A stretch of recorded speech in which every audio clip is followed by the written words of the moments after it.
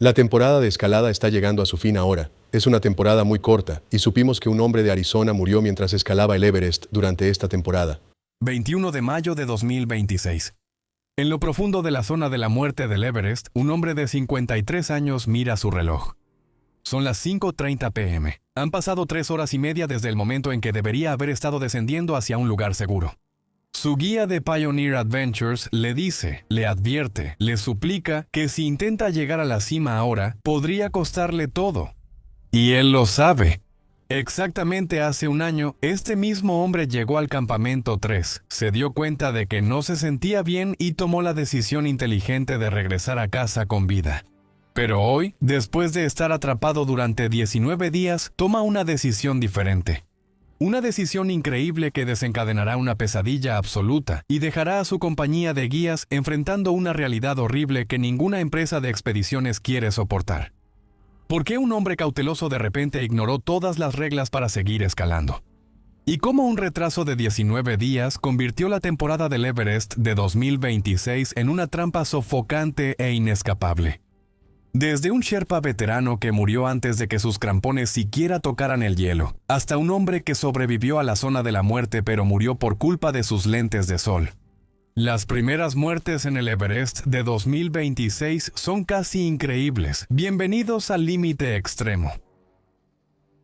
Así que, alrededor del mediodía del 4 de mayo de 2026, Lakpa Dendi Sherpa caminaba tranquilamente hacia el campamento base del Everest.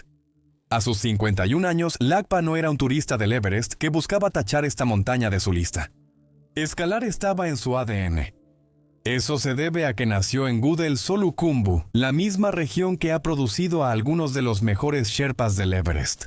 Y aunque quizá no sea exactamente Tenzing Norgay, Lakpa había pasado más de 2 décadas llegando más alto de lo que la mayoría de los humanos jamás llegará.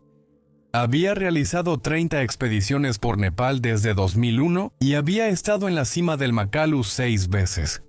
Para que te des una idea, el Makalu está a solo 12 millas al sureste del Everest y es la quinta montaña más alta del mundo, con más de 27.800 pies de altura. Incluso ya había hecho cumbre en el Everest con éxito en 2017. Él era todo un veterano. Para esta expedición, él trabajaba para Seven Summit Treks, los operadores de expediciones más grandes de toda la montaña. Eso significaba que más adelante en la temporada, él iba a estar transportando clientes extranjeros arriba y abajo de la montaña más alta de la Tierra. Pero en este momento, él solo estaba caminando. El sendero por el que iba estaba entre Gorak Shep, que básicamente es solo un pequeño grupo de casas de té a 17.000 pies, y el campamento base del Everest. Es un sendero, no una ruta de escalada. Se ve accidentado y claro, es rocoso e irregular, pero es fundamentalmente seguro. No hay torres de hielo que puedan caer ni grietas sin fondo ocultas bajo puentes de nieve. Turistas que hacen trekking pasan por aquí cada temporada de primavera. Estoy hablando de personas con botas de senderismo normales y sin ninguna experiencia en escalada. El mismo camino que tomé en marzo de 2024 y yo no soy un escalador profesional. Para un Sherpa del calibre de Lakpa, esta caminata es básicamente el equivalente a salir a recoger el correo. Probablemente ni siquiera estaba respirando con dificultad. Su enfoque debía ser llegar al campamento base para comenzar el verdadero trabajo de la expedición. Pero algo salió mal. En este camino normal, aburrido y seguro hacia el monte Everest, el Sherpa Lakpa Dendi simplemente cayó. Y no sé muy bien por qué. Los informes sobre lo que exactamente sucedió son complicados. La declaración oficial de su empleador, Seven Summit Treks, solo dice que perdió el conocimiento y murió en el sendero. El oficial de enlace en el lugar le dijo a los medios locales que simplemente se cayó. La policía de Nepal ha abierto una investigación, pero nadie, al menos públicamente, la ha cerrado con una respuesta clara. Lo que es innegable es que un hombre con 30 expediciones y una carrera en lugares que realmente intentaron matarlo, falleció antes de que siquiera comenzara la verdadera escalada. Si crees que la muerte de Lakpa fue trágica e inquietante, lo que sucedió 6 días después hizo que todos los escaladores experimentados en el Everest temblaran de miedo. Porque el 10 de mayo de 2026, un escalador nepalí de 35 años llamado Brijay Girmire estaba en el Everest haciendo lo que todo escalador serio del Everest hace en las primeras semanas de la temporada. Su plan era subir desde el campamento base a 17.600 pies, atravesar la cascada de hielo de Khumbu hacia el campamento 1 a 19.900 pies y luego regresar. Esto se llama una rotación de aclimatación. Básicamente es el ensayo de tu cuerpo para lo que será la verdadera subida. Subes, te esfuerzas en la altitud y luego bajas de nuevo. Luego subes un poco más alto y vuelves a bajar otra vez. Cada vez, tu cuerpo responde produciendo más glóbulos rojos, lo que te permite extraer más oxígeno del aire enrarecido. Si lo haces suficientes veces, tu sangre se vuelve lo suficientemente espesa como para mantenerte funcional por encima de los 26.000 pies, donde el aire contiene solo un tercio del oxígeno que encontrarías al nivel del mar. No es glamoroso, pero es necesario. Y Bichigomire lo sabía. Porque aunque parecía discreto, Bichi tenía una historia de escalada única. Para empezar, alguien como él era difícil de encontrar aquí. Él fue la primera persona de la comunidad Dalit en llegar a la cima del Everest. Si no conoces a la comunidad Dalit, ellos están en la base del sistema de castas de Nepal. Ellos han enfrentado generaciones de exclusión social, acceso limitado a la educación, oportunidades a todo. El tipo de techo que la mayoría de las personas nunca logra romper. Y este hombre, uno de ellos, había roto el techo más visible que uno pueda imaginar. Él estuvo en la cima del mundo no una, sino 3 veces, en 2016, 2019 y 2023. Incluso lo documentó en YouTube porque era un youtuber popular que grababa sus ascensos para que el mundo los viera. Así que cuando Vijay salió para esa rotación de aclimatación el 9 de mayo, esto realmente se suponía que sería algo rutinario para él. Nadie le prestó atención a su escalada. Aunque la cascada de hielo de Khumbu puede ser peligrosa con sus avalanchas aplastantes y torres de hielo del tamaño de edificios de oficinas que se derrumban, este era un hombre que ya había pasado por cosas peores. Uno esperaría que él lo lograra sin un solo rasguño. Vijay Girmir atravesó la cascada de hielo sin problemas y estaba a salvo en el campamento 1, a 19.900 pies esa mañana del 10 de mayo, cuando de repente su propio cuerpo empezó a sentirse extraño. Sus piernas se sentían más pesadas de lo que deberían a esta altitud. Su respiración, que debería haber sido controlada y constante para un hombre que ya había hecho esto 3 veces, empezó a llegar en jadeos cortos y húmedos, que sentía que no le llenaban los pulmones. Probablemente se dijo a sí mismo que pasaría. Es normal que los escaladores se sientan raros aquí arriba. Pero luego empezó a sentirse mareado. Las torres de hielo a su alrededor, las tiendas de campaña, sus propias manos, todo en su campo de visión comenzó a fundirse. Primero eran formas sólidas, luego más borrosas y después oscuridad. Se desplomó en el suelo. Vijay estaba experimentando edema pulmonar de gran altitud. Cuando los niveles de oxígeno bajan lo suficiente en alturas extremas, los vasos sanguíneos de tus pulmones filtran líquido directamente a los sacos de aire. Estos pequeños sacos que normalmente transfieren oxígeno a la sangre. Cuando esos sacos se llenan de líquido en lugar de aire, cada vez que respiras es como si respiraras agua. Tus pulmones se están ahogando desde adentro. Y cuando la sangre ya no puede llevar suficiente oxígeno al corazón, el corazón se detiene. Es la pesadilla médica de todo alpinista. Sus compañeros de escalada corrieron hacia él y siguieron correctamente todos los protocolos de emergencia. Se le administró oxígeno y se alertó al campamento base. El único tratamiento médico para el edema pulmonar de altura es descender y conseguir que entre más oxígeno en la sangre antes de que el corazón ya no tenga nada con qué trabajar. Pero bajar a un hombre incapacitado desde el campamento 1 a través de la cascada de hielo de Khumbu por la noche no es una operación sencilla. La ruta es un laberinto de grietas, escaleras, seracs colapsando y cuerdas fijas en completa oscuridad. Su equipo se movió tan rápido como la montaña lo permitía. No fue lo suficientemente rápido. Vijay Girmir murió en el camino de regreso al campamento base. Él tenía solo 35 años. Su colapso médico repentino aterrorizó a los alpinistas. Porque si un joven perfectamente sano, que ya había llegado a la cima 3 veces, puede morir repentinamente por mal de altura así de fácil, ¿quién está realmente a salvo? En este punto de la temporada, 2 hombres estaban muertos y ninguno de ellos siquiera había tocado la parte alta de la montaña. Lo que nadie decía en voz alta en el campamento base, pero todos pensaban, era que esta temporada solo iba a empeorar. Porque las muertes de Lakpa y BG no ocurrieron en el vacío, sucedieron en medio de una presión que se venía acumulando desde marzo. Este es el campamento base del Everest en abril de 2026. ¿Ves esa multitud? No es inesperado, pero sinceramente sigue siendo bastante alarmante. El gobierno nepalí emitió 492 permisos para escalar el Everest en la temporada de primavera de 2026. Cada uno cuesta $15,000. Esa es la mayor cantidad de permisos en la historia del Everest, y son más de $7 millones solo en tarifas de permisos, lo cual no es sorprendente. Nepal ha tenido algunos problemas de dinero recientemente, y el Everest es su recurso natural más valioso. Así que es lógico que el Departamento de Turismo haya emitido más permisos que nunca esta primavera, aunque eso signifique que la montaña más sagrada de Nepal se llene como una autopista en un fin de semana festivo. Ahora hay que tomar en cuenta a los Sherpas. Por ley, cada alpinista extranjero está obligado a tener al menos uno.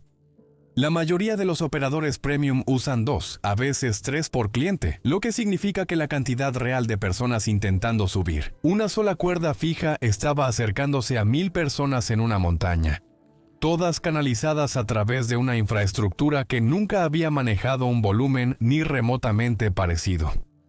Así que realmente no debería sorprendernos que en 2026 algo se rompió. Y, irónicamente, no fue el equipo, sino la propia montaña. El 8 de abril, los doctores de la cascada de hielo, el equipo especializado responsable de fijar la ruta a través de la cascada de hielo de Khumbu, se toparon directamente con un problema que era desafortunado, pero inevitable si sigues las tendencias climáticas. Había un bloque de serac colgante de hielo glaciar, de unos 55 metros de largo y 36 metros de ancho que se estaba agrietando y moviendo activamente, posicionado directamente sobre la única ruta que tenían a través de la cascada de hielo. La cosa tenía el tamaño de un edificio de 10 pisos y se estaba moviendo. Si ese bloque caía mientras los escaladores estaban debajo, instantáneamente acabaría con todos. Y tristemente, esto ya había pasado antes, en 2014, cuando el colapso de un serac provocó una avalancha que acabó con 16 Sherpas. Sin querer repetir la tragedia de la gran avalancha de 2014, las autoridades cerraron completamente la ruta. Fue una decisión sabia. El problema es que fue una decisión completamente inconveniente desde el punto de vista logístico. La ruta permaneció cerrada durante 19 días agonizantes mientras los doctores intentaban establecer una ruta mucho más segura. Y mientras trabajaban, este retraso creó un enorme y mortal cuello de botella. Más de 400 escaladores junto con un grupo aún mayor de personal de apoyo quedaron prácticamente atrapados en el campamento base del Everest. Sus rutinas de aclimatación cuidadosamente planeadas, porque no puedes simplemente subir el Everest de una sola vez, quedaron completamente destrozadas.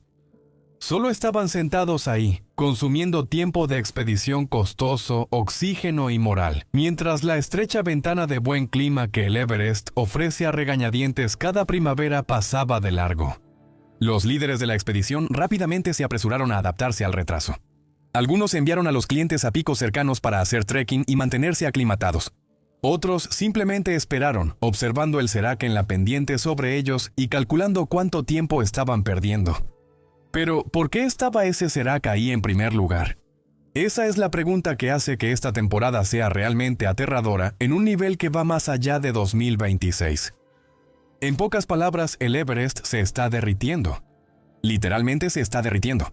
Un representante del gobierno asignado al campamento base esta temporada dijo que para la tercera semana de mayo corren ríos en el campamento 2 a 21,000 pies de altura.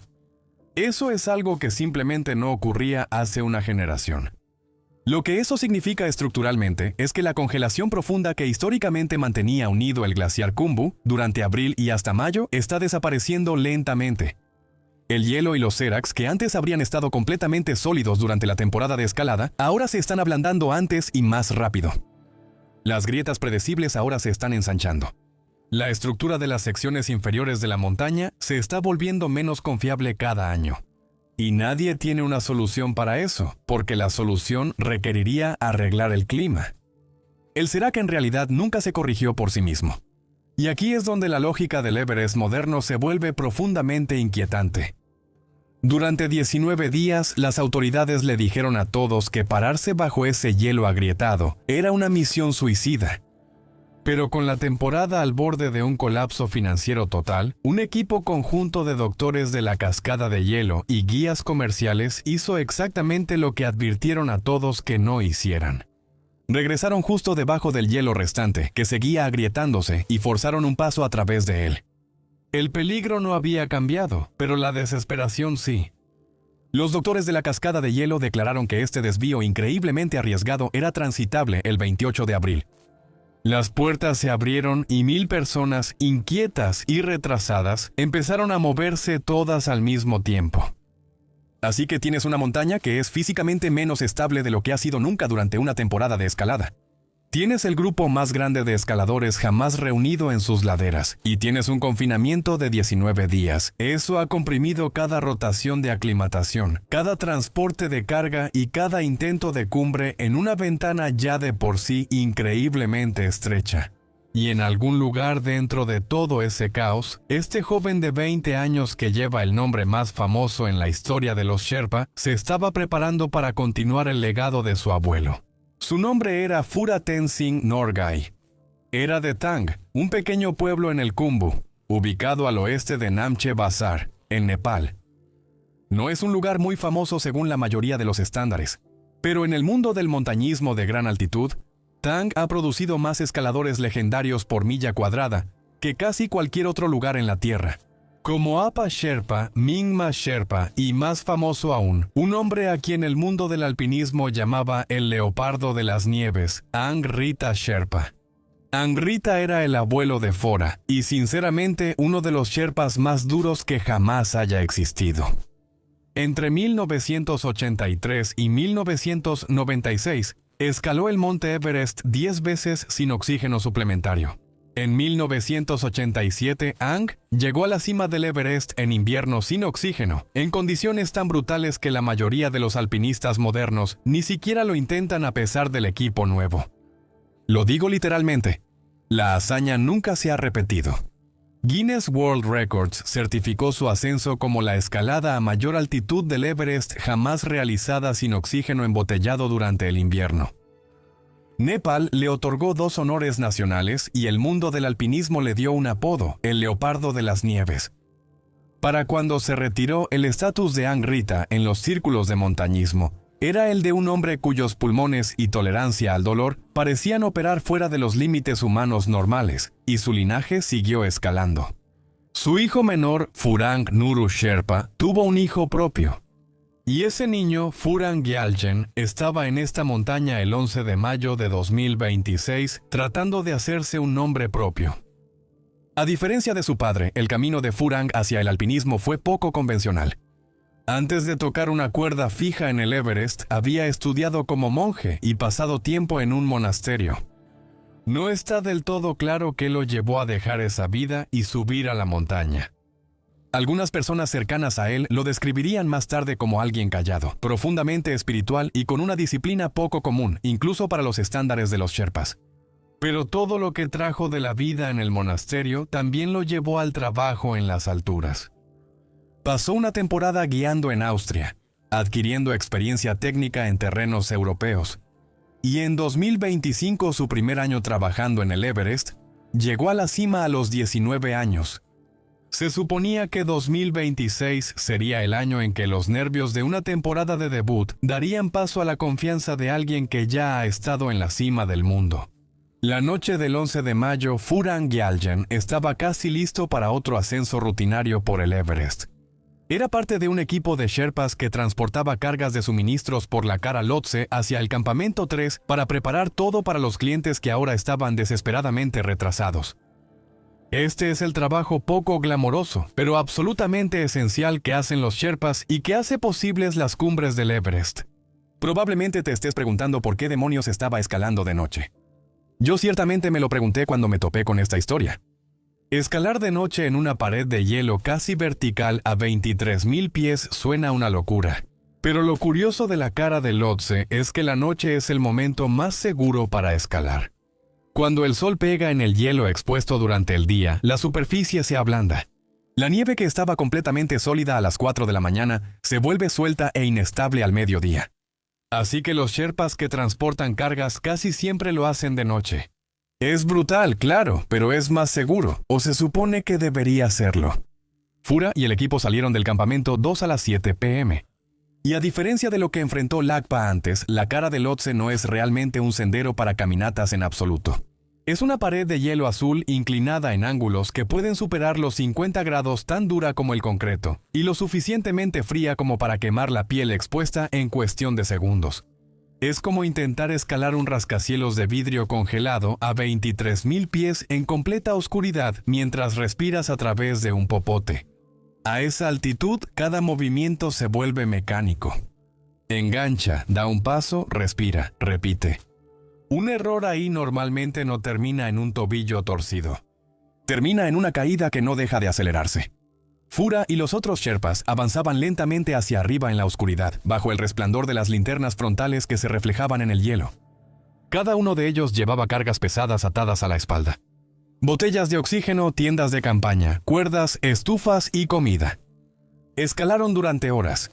Sobre ellos, el campamento 3 se aferraba a la montaña como una fila de pequeñas cicatrices naranjas, cortadas directamente en la pendiente.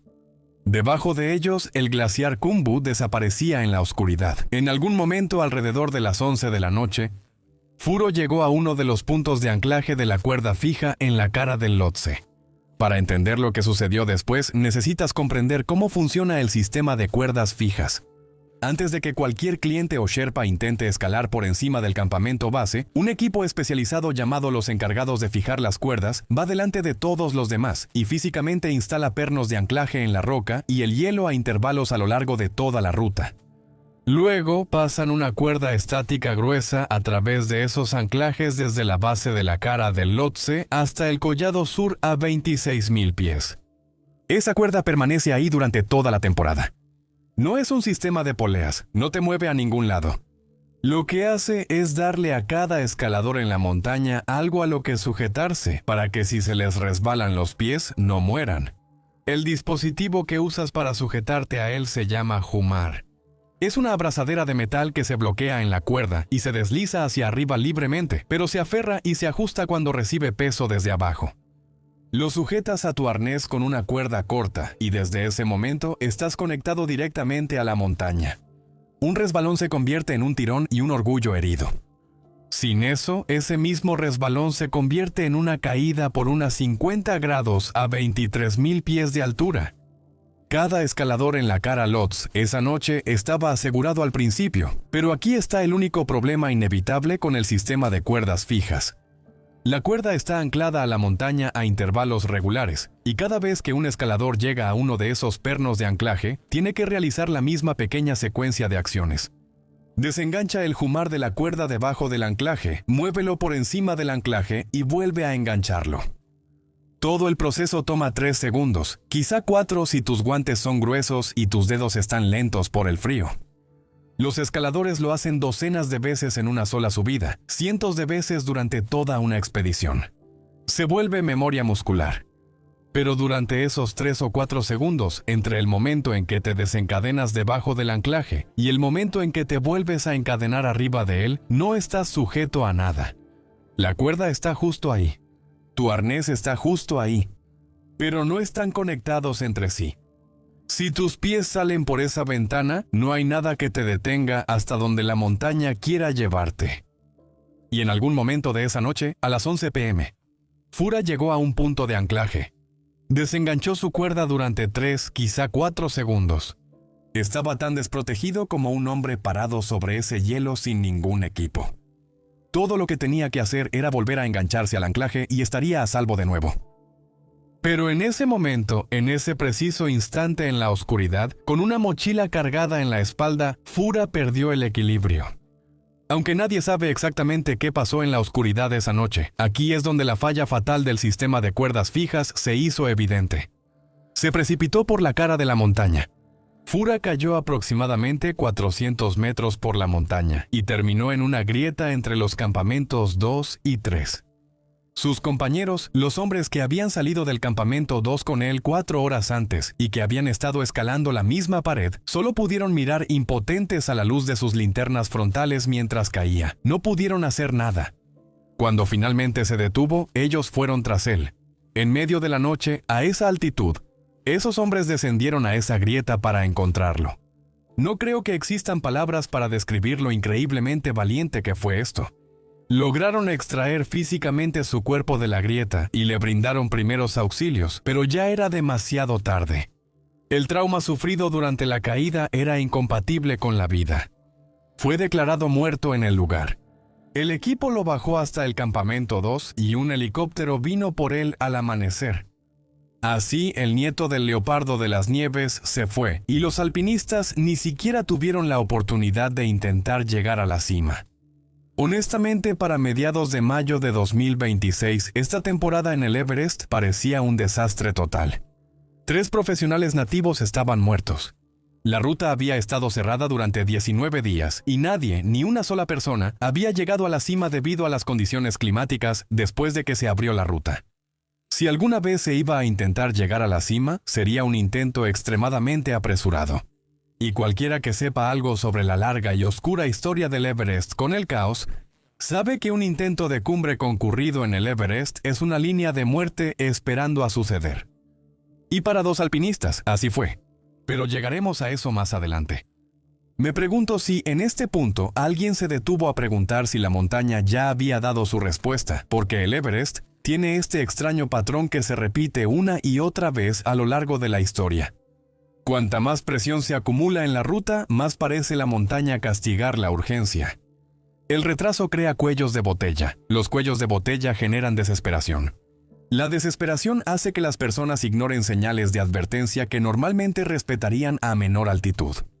Y para el 20 de mayo, la presión dentro del campamento base se había vuelto enorme. Los clientes habían gastado desde $40,000 hasta más de $100,000 para estar ahí. Muchos tenían trabajos, patrocinadores, compromisos con los medios y reservas limitadas de oxígeno atadas a plazos muy ajustados. Los operadores de expediciones se jugaban financieramente toda la temporada en lograr ascensos exitosos. Los sherpas que ya habían perdido amigos y compañeros de trabajo aún tenían equipos que dependían de ellos para seguir avanzando hacia arriba. Así que cuando los meteorólogos finalmente detectaron una ventana meteorológica favorable el 20 de mayo de 2026, toda la montaña se llenó de actividad. Casi 500 escaladores y sherpas comenzaron a avanzar hacia la cima en oleadas superpuestas a través de la ruta del Collado Sur. Las linternas frontales se extendían por la montaña como venas brillantes en la oscuridad. El campamento 4 está lleno de escaladores exhaustos que intentan hidratarse, derretir nieve y conservar oxígeno antes de la noche de cumbre. Pero el Everest no se vuelve más seguro solo porque la gente sea impaciente. Para las 8:30 p.m. del 19 de mayo de 2026, los primeros equipos de cumbre ya estaban saliendo del Collado Sur y desapareciendo en la oscuridad por encima del campamento 4. A casi 26,000 pies no hay una manera cómoda de comenzar un intento de cumbre. No te despiertas sintiéndote renovado. De hecho, ni siquiera has dormido realmente. Solo has estado acostado en una tienda congelada, escuchando cómo el viento intenta destrozar la tela mientras tu cuerpo consume lentamente su propio tejido muscular solo para mantener tus órganos funcionando. Cuando es hora de irse, cada movimiento es una negociación con el agotamiento. Cerrando el cierre de tu traje de plumas, forzando tus pies hinchados en botas congeladas, poniéndote los crampones con guantes gruesos mientras tus dedos gritan por el frío. Luego te pones la mascarilla de oxígeno sobre la cara. A partir de ese momento, todo tu mundo se reduce al silbido rítmico del regulador y al pequeño círculo de luz que se mueve con tu lámpara frontal. Normalmente, escalar en la zona de la muerte es una experiencia profundamente aislante. Pero en la noche del 19 de mayo, mientras los alpinistas ascendían por la cara triangular hacia un punto de referencia conocido como el balcón, no estaban entrando en el vacío solitario. Estaban pisando una cinta transportadora de sufrimiento humano que avanzaba lentamente. Porque la temperatura ambiente aquí ronda los menos 40 grados y estás asegurado a una sola cuerda de nylon. Y cuando miras hacia arriba en la montaña, no solo ves hielo, ves una línea ininterrumpida y brillante de cientos de linternas frontales que se extienden hacia la oscuridad. Es una imagen impresionante para una fotografía, pero es una pesadilla absoluta en la realidad, porque cada una de esas luces pertenece a una persona que se mueve a una fracción de una milla por hora, y no puedes adelantarlos. Cuando finalmente salió el sol el 20 de mayo, la magnitud aterradora del embotellamiento se hizo visible. Creo que esta foto le hace justicia. Los alpinistas avanzaban paso a paso, con agonía, hacia la cumbre sur a 28.700 pies. Desde ahí todavía tenían que esperar su turno para cruzar el escalón Hillary y luego atravesar la última y aterradoramente expuesta arista en forma de filo de cuchillo hasta la cima. A pesar del ritmo agonizante de ese día, un increíble total de 274 personas alcanzaron la cima del monte Everest el 20 de mayo de 2026. Superaron por completo el récord anterior de un solo día de 223 personas establecido en 2019, una temporada ya famosa por su sobrepoblación. Al día siguiente, otras 154 personas lo lograrían. Eso significa que más de 400 personas estuvieron en la cima del mundo en un lapso de 48 horas. Cuando lees esa estadística en un titular, suena como un triunfo, una gran victoria logística para los operadores. Pero llegar a la cima del Everest es solo la mitad del trabajo. De hecho, es la mitad fácil, porque para cuando los escaladores estaban tomando sus fotos en la cima, quitándose las máscaras para selfies sonrientes, ese enorme embotellamiento ya estaba pasándoles factura físicamente. Para una empresa de guías en particular llamada Aventuras Pioneras, esta ventana de 24 horas se convirtió en una pesadilla absoluta, porque estaban a punto de perder a dos de sus clientes más experimentados uno tras otro, y una tragedia tan estrechamente vinculada que parece escrita por un guionista. El primero fue un profesional de tecnología de 46 años de Arizona llamado Sandeep Are. Sandeep era un arquitecto principal que trabajaba en Phoenix, Arizona. Originario de Andhra Pradesh, India, era un hombre que pasó su vida lidiando con datos empresariales complejos, sistemas y lógica. Con una maestría en administración de empresas en finanzas y 2 décadas de liderazgo técnico, no se llega a su nivel sin saber cómo evaluar riesgos y ejecutar un plan meticuloso. Y no fue que simplemente un día se despertó y decidió comprar su camino hasta la cima del Everest. Sandeep era un atleta de resistencia serio. Este era un hombre que había recorrido varias veces la extenuante ruta de un extremo al otro del Gran Cañón. Escaló el monte Kilimanjaro en 2024, escaló el Aconcagua, la montaña más alta de Sudamérica, solo unos meses antes, a principios de 2026. Incluso había hecho los recorridos al campamento base del Everest y Lobuche Este el año anterior, específicamente para aclimatar su cuerpo al Himalaya. Pioneer Adventures, el equipo con el que se inscribió, lo llamó uno de los escaladores más fuertes de todo su grupo. Él se esforzó, y alrededor de las 11 de la mañana del 20 de mayo, ese esfuerzo dio frutos. Sandeep se paró en la cima del monte Everest. Pero lo que sucedió después es casi como de película. Mientras estaba en la cima del mundo, Sandeep quería documentar el momento. Se quitó las gafas para tomar algunas fotografías, sosteniendo sus banderas. Y fue entonces cuando todo salió mal. Verás, quitarte los lentes de sol para una foto al nivel del mar no es nada. A 29.032 pies es un riesgo enorme. Allá arriba, la atmósfera es tan increíblemente delgada que prácticamente no ofrece ninguna protección contra la radiación ultravioleta del sol. Cuando esa luz ultravioleta pura y sin filtrar golpea la nieve blanca y cegadora y se refleja directamente en tus ojos sin protección, puede quemar la superficie de tus córneas. Sandeep se volvió a poner las gafas y comenzó su descenso, pero el daño ya estaba hecho. Probablemente no sintió nada al principio. La cruel mecánica de la ceguera por la nieve es que no castiga a los escaladores en el momento. La córnea absorbe la radiación en silencio. Durante 1 hora, quizá 2, nada parece estar mal. Luego, tus ojos empiezan a escocer y arder. Y eso fue exactamente lo que pasó. En algún momento durante ese descenso, la visión de Sandeep se volvió blanca y luego oscura. No podía abrir los ojos sin sentir un dolor tan intenso que hacía que su cuerpo se echara para atrás físicamente. Y estaba atrapado en la zona de la muerte, en algún lugar por encima del campamento 4 a 27.000 pies en una montaña que ya ha matado a docenas de personas físicamente aptas. Sandeep estaba atrapado. Ya no podía moverse.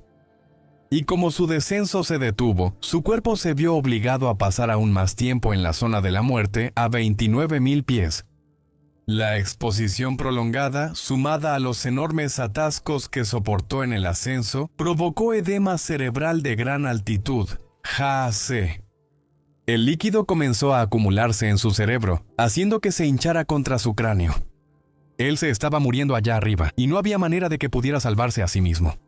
Cuando la empresa que organizaba su expedición se enteró de que estaba atrapado, de inmediato movilizaron una respuesta de emergencia. Enviaron a un equipo de 5 guías Sherpa altamente capacitados que avanzaron entre las multitudes que descendían y lograron interceptarlo cerca de la cumbre sur. Lo que siguió fue una de las operaciones de rescate más agonizantes de la temporada. Guiar a un hombre completamente ciego por una de las secciones más técnicas y exigentes de la parte alta de la montaña es una tarea increíblemente peligrosa que requiere enormes cantidades de energía. Cada vez que esos 5 Sherpas bajaban a Sandeep por un escalón de roca, estaban consumiendo sus propios suministros limitados de oxígeno. Estaban arriesgando sus propias vidas en la misma ventana de buen clima, en el mismo cuello de botella que acababa de vencer a su cliente. Durante 48 horas extenuantes, esos Sherpas se negaron a dejarlo. Lo llevaron físicamente cuesta abajo a través de la zona de la muerte durante la noche, hasta que finalmente llegaron a la relativa seguridad del campamento 2. Con alegría reflejada en el rostro, llamaron al equipo de la expedición y les dijeron que lo habían logrado. Habían logrado sacar con éxito a un hombre ciego y moribundo de la zona de la muerte. Fue una extracción milagrosa, o al menos eso creían. A pesar de sobrevivir a la extracción, el daño fisiológico de esa exposición prolongada fue simplemente demasiado. Falleció el 22 de mayo en el campamento 2. Mientras Sandeep daba sus últimos suspiros en el campamento 2, otro hombre estaba completamente atrapado en la cima de la montaña. Sandeep y este hombre no eran desconocidos, ambos eran profesionales de la tecnología en la India. Compartían el mismo campamento base, comían en la misma carpa comedor. Se aclimataron en el mismo horario y quedaron atrapados en el mismo enorme embotellamiento. Casi con toda seguridad se desearon suerte mientras se preparaban para sus intentos de llegar a la cima. Y con solo 24 horas de diferencia, se toparon con el mismo problema en el Everest. Rápido paréntesis, cada mes hay una historia que nunca llega a YouTube. Está ahí si la quieres. Patreon, enlace abajo. Ahora, ¿en qué estábamos? Su nombre era Arun Kumar Tiwari. Era un profesional senior de TI de 53 años de Hyderabad. Y a diferencia de muchos escaladores del Everest que compran permisos y dependen de sus guías para que los arrastren por las cuerdas, Arun era un montañista profundamente y genuinamente experimentado. Él estaba activamente tachando las 7 cumbres, que son las montañas más altas de cada continente. Había escalado el Denali, la montaña más alta de Norteamérica. Había escalado el monte Elbrus en Rusia. Había estado en la cima del Kilimanjaro en África y de la Aconcagua en Sudamérica. Este era un hombre que entendía las montañas, pero más importante aún, entendía su propio cuerpo. Apenas el año anterior, en 2025, Arun había intentado escalar el Everest. Pagó las cuotas, hizo el entrenamiento y subió hasta unos 23,600 pies más o menos por el campamento 3. Y mientras estaba allá arriba, se dio cuenta de que algo no estaba bien. Su ritmo era demasiado lento. Su cuerpo no se estaba recuperando como debía tras las rotaciones de aclimatación. Ahora, cuando has gastado decenas de miles de dólares y años de tu vida preparándote para este objetivo específico, el impulso psicológico de seguir adelante es abrumador. Se llama fiebre de cumbre y mata personas cada año. Arun no tenía fiebre de cumbre. Él vio su ritmo, vio la montaña y tomó la decisión increíblemente difícil pero increíblemente inteligente de darse la vuelta. Él sabía que avanzar hacia la zona de la muerte en condiciones menos que perfectas aumentaría enormemente su riesgo de ceguera por la nieve, congelación y muerte. Él respetó la montaña y respetó sus límites. Así que se fue a casa con vida. Pero cuando Arun regresó al Everest en la primavera de 2026, se encontró con una montaña completamente diferente. Se topó con el retraso de 19 días causado por el Serac colgante. Se sentó en el campamento base durante semanas, viendo cómo su ventana de buen clima se hacía cada vez más pequeña. Recuerda, Arun tenía 53. Esta probablemente era su última oportunidad realista de llegar a la cima. Era ahora o nunca. Y cuando finalmente se abrió la ruta, fue arrastrado por esa enorme y desesperada ola de alpinistas, todos tratando de pasar por el mismo cuello de botella. El jueves 21 de mayo, Arun hizo su intento de cumbre, pero quedó atrapado en el mismo embotellamiento lento y agonizante que había vencido a Sandeep el día anterior. Cada paso hacia adelante significaba esperar en la fila. Cada hora esperando significaba consumir oxígeno limitado. Finalmente, Arun logró su sueño. Llegó a la cima del monte Everest, pero alcanzó la cumbre aproximadamente a las 5:30 de la tarde. Si no estás familiarizado con los horarios de regreso del Everest, solo debes saber que la mayoría de los líderes de expedición respetables tienen una regla estricta. Si no estás en la cima a la 1 de la tarde, o como máximo a las 2 de la tarde, tienes que regresar. Es matemática simple. Si llegas a la cima a las 5:30 p.m., garantiza que todo tu descenso será en completa oscuridad. La temperatura ambiente caerá entre 20 y 30 grados en el momento en que el sol se oculte bajo el horizonte. Así que estarás navegando por el terreno más traicionero y expuesto verticalmente de la tierra cuando tu cuerpo esté completamente agotado. Eso es un castigo.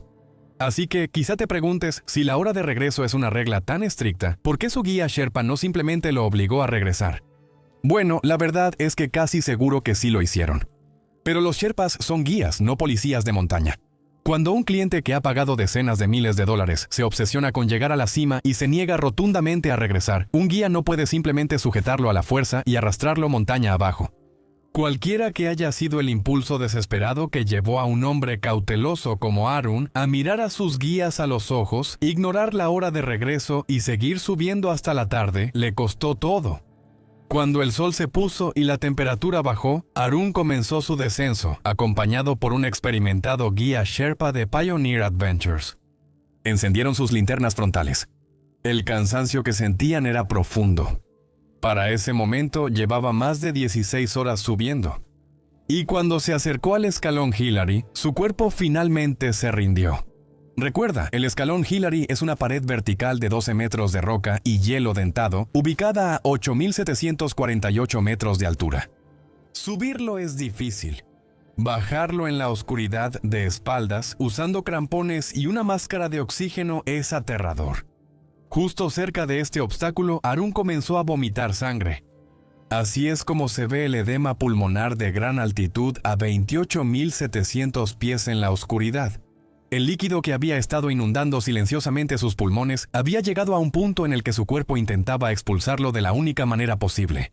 Es exactamente la misma condición que mató a Bisi Gomire más abajo en la montaña días antes. Pero a diferencia de Bisi, que estaba relativamente bajo en la montaña cuando le dio el EPAG, Arun estaba a 28.700 pies. Estaba en la oscuridad y completamente sin energía. Su Sherpa pidió ayuda de inmediato. 3 guías más que estaban cerca abandonaron sus rutas para ayudar. Los 4 guías Sherpas intentaron desesperadamente estabilizarlo. Intentaron mantenerlo despierto y ayudarlo físicamente en su descenso. Pero seamos realistas, no puedes arrastrar a un hombre incapacitado y moribundo por una pared de roca vertical de 12 metros en la oscuridad. A pesar de los frenéticos y heroicos esfuerzos de los Sherpas, no pudieron reanimarlo. Arun Kumar Tiwari murió justo ahí, en la nieve, cerca del escalón Hillary. Su cuerpo permanece ahí hasta hoy.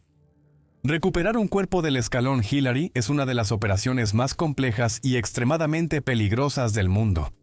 Requiere un equipo dedicado de Sherpas dispuestos a arriesgar sus propias vidas en la zona de la muerte solo para sacar un cuerpo congelado del hielo y bajarlo miles de pies. Cuesta más de $100,000 y muchas familias y el gobierno nepalí prefieren dejar que la montaña conserve a sus muertos en lugar de arriesgar más vidas para una recuperación. Esta temporada de 2026 mostró cuán impredecible se está volviendo el Everest. Tu experiencia pasada no te salvará. La reputación de tu abuelo no te da inmunidad. Incluso una caminata normal y aburrida al campamento base puede volverse fatal, y la logística de mantener a los humanos con vida a 29.000 pies está empezando a colapsar completamente bajo el peso de la ambición comercial y el colapso climático. Pero hay esperanza porque el gobierno nepalí está en las etapas finales de aprobar una nueva medida de amplio alcance. Pronto, cualquier persona que solicite un permiso para el Everest estará legalmente obligada a escalar con éxito primero una montaña de 23.000 pies ubicada específicamente dentro de Nepal. La idea es filtrar a los inexpertos y asegurarse de que las personas que saturan la zona de la muerte realmente sepan cómo reacciona su cuerpo a las alturas extremas antes de llegar ahí. Si realmente hace que la montaña sea más segura o si solo es otra política financiera diseñada para impulsar la economía local del senderismo, está por verse. Pero hay algo seguro. En el Everest, la supervivencia no se puede comprar. La montaña siempre tendrá la última palabra. Las muertes en el Everest en 2026 comparten una cosa. Todos murieron persiguiendo sus sueños. Pero este Sherpa llevó a 3 alpinistas ucranianos a la cima del Everest solo para grabar un video promocional. Lo logró, pero cuando colapsó durante el descenso y necesitó su ayuda para sobrevivir, lo que hicieron después fue una de las peores traiciones a un Sherpa en el Everest. No te quieres perder este próximo video.